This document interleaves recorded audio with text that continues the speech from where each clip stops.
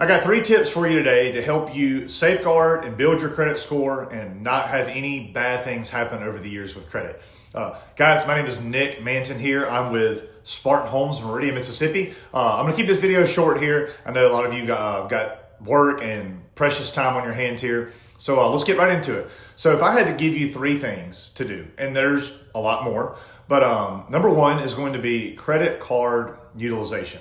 Some of you out there don't have credit cards. I would advise don't get one. That's just my thing. But in my business here, mobile home, sales, we deal with lenders every day. Unfortunately, you've got to have established credit. And so let's say you've got a credit card. You're going to want to keep the utilization. That means like whatever the card limit is and what you actually use. I like to tell people 10%. That doesn't mean you can't go over. I would like to see you get your balance down to 10% or less. So $500 credit card limit right there, hovering around $50 or less. $1,000 limit there, hovering around $100 or less. So if you go and you buy something big, let's say you got a $500 credit card and you go swipe it for $500, try to, within the next pay cycle, to get it down to that 10% limit. Credit card companies are going to tell you 30 to 40%.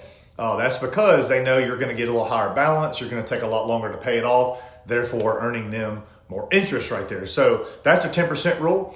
Auto pay, can't stress this one enough because missed payments has the biggest effect on your credit score overall. So if you can set up an auto pay, I don't care if it's once a month before the due date.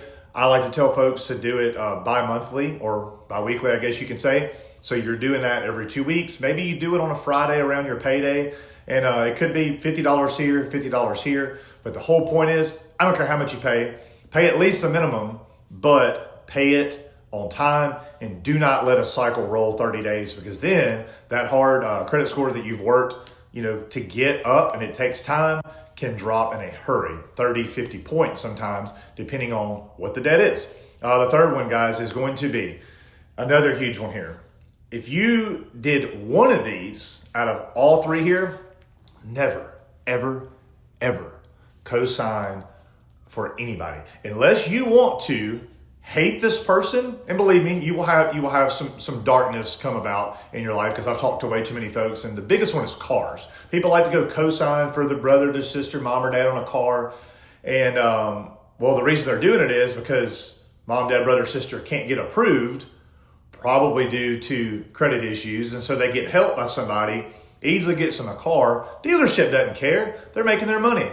But as soon as they miss, I don't care if it's that first payment or 6 down the road, as soon as they miss, and they probably will, it doesn't affect their credit only, it affects yours too.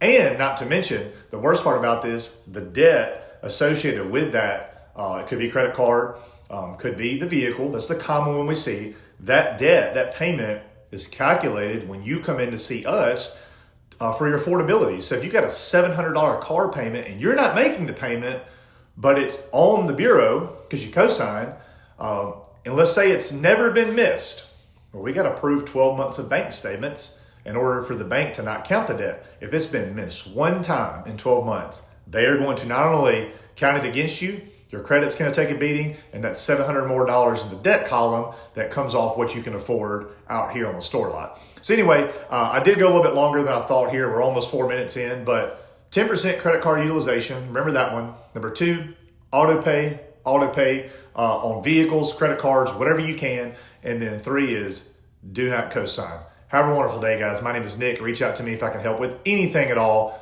involving credit. No, I'm not a credit repair person. And if people don't like that I post stuff like this, I don't really care. Because unless they can take away me having to deal with lenders who look at credit, I'm going to talk about it. That's it.